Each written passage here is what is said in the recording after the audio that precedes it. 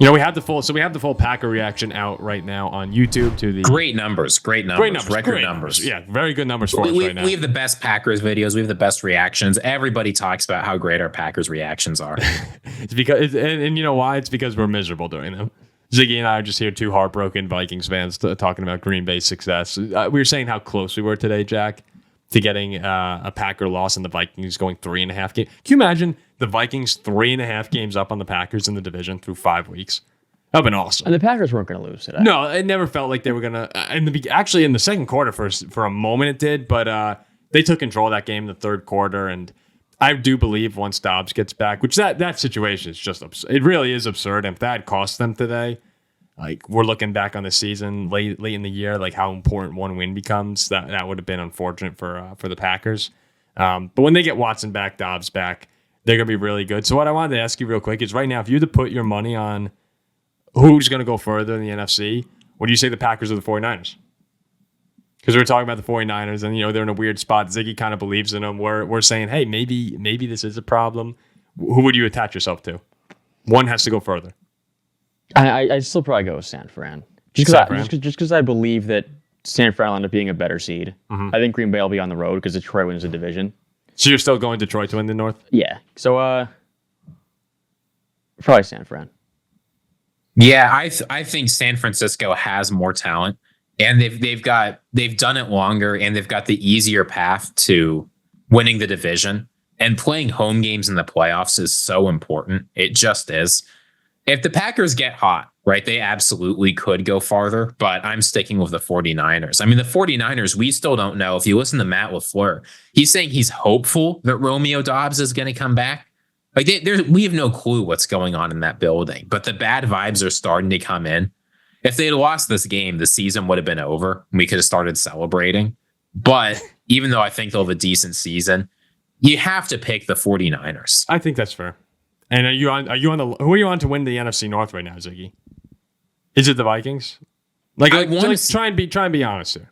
Yeah, so it's unfortunate that we're recording this before the I know the Lions are on bye. I'd really like to see one more game from them before you next ask week, me this Dallas, question. Yeah. It's hard not to pick the Vikings.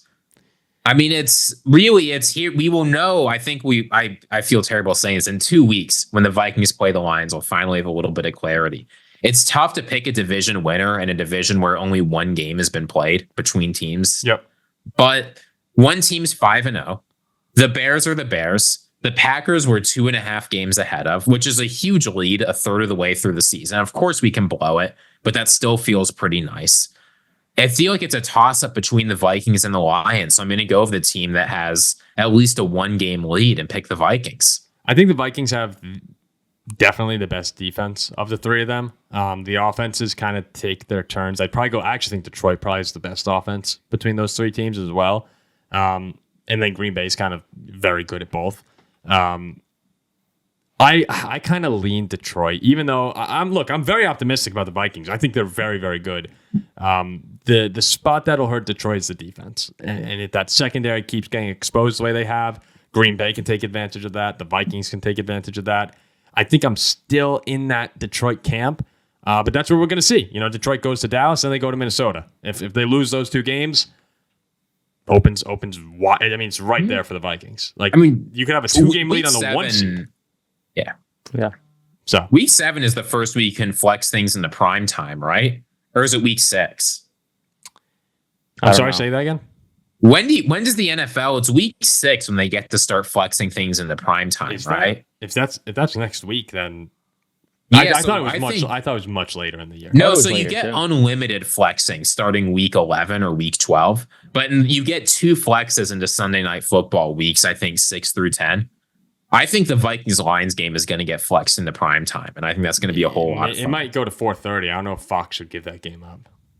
No, the NFL from weeks 6 to 10, or is it 5 to 10? I can't remember. They get to pick 2 games and make a Sunday Night Football. Oh, and what? And the companies can't say anything about it?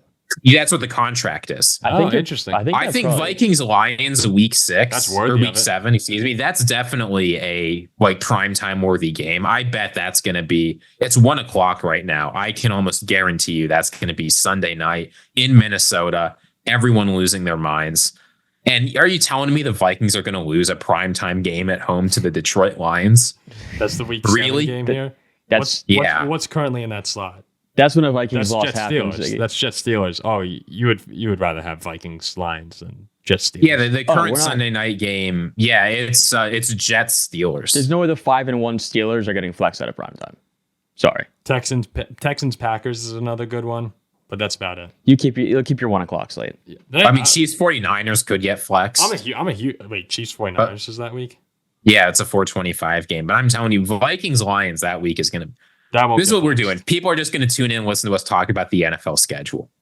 Hey, it's fun. It's fun to look ahead of these things. So, all right, we'll wrap it up there. Week 5 reaction. A lot of big games. A lot of shocking upsets this week across college football, the NFL.